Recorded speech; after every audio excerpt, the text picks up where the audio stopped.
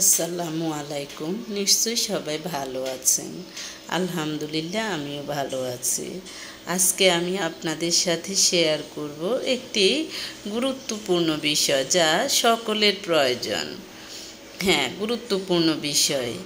একটা কথা মনে রাখবেন, যখন কোনো মেয়েকে পাত্রস্থ করা হয় অর্থাৎ বিয়ে দেয়া হয়, তখন দেখা যায় যে বিয়ের পরে বিভিন্ন ধরনের সমস্যা হয়, বেশিরভাগ ক্ষেত্রে হয়। মনে করেন 90% ক্ষেত্রে হয়।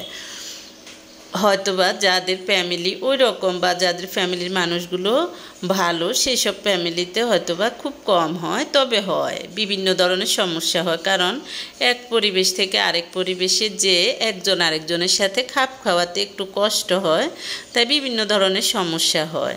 হ্যাঁ, এই সমস্যাগুলো যখন একটা মেয়ে বাবার বাড়িতে যে বলে, সব মেয়েরা বলে না, কারণ সব মেয়েরা দেখা যায় যে বলার স্কোপ পায় না বা লজ্জায় বলে না। কিছু কিছু মেয়েরা শেয়ার করে মা বাবার সাথে, আত্মীয় স্বজনের সাথে। তখন ভালো মা বাবা আত্মীয় স্বজন হলে তারা বলে যে ধৈর্য ধরো,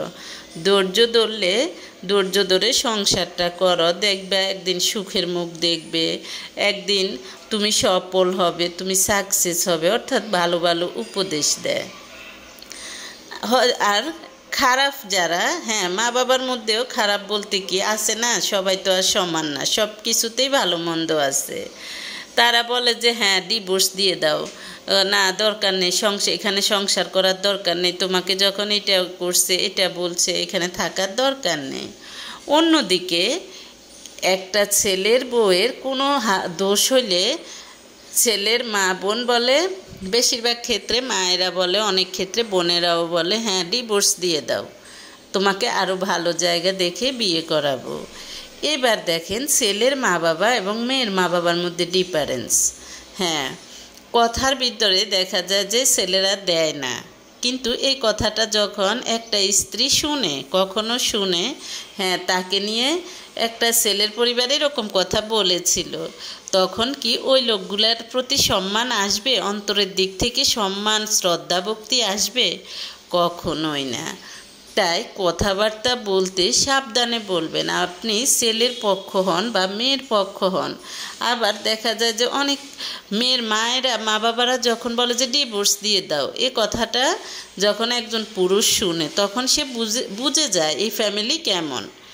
তখন ওই শ্বশুর শাশুড়ির প্রতিও ওই ছেলেটার আন্তরিকতা কমে যায়, সম্মানবোধ, শ্রদ্ধাবোধ কমে যায়। তাই দেখা যায় যে তারা দুজনের সাথে হ্যান্ডেল করে তারা সংসার করে ঠিকই, কিন্তু ওই যে তৃতীয় ব্যক্তিদের কথাগুলোর কারণে, তারা কষ্টের কারণে তারা একজন আরেকজনের প্রতি শ্রদ্ধাটা দেখাতে পারে না বা অন্তর থেকে আন্তরিকতা দেখাতে পারে না। তাই যদি তৃতীয় পক্ষ হন, এমনভাবে কথা বলবেন যাতে আপনার প্রতি অন্য আরও তৃতীয় ব্যক্তিও আপনার প্রতি শ্রদ্ধা দেখাতে বাধ্য হয়, আপনাকে সম্মান করতে বাধ্য হয়, কারণ আপনার জন্য যাতে কারো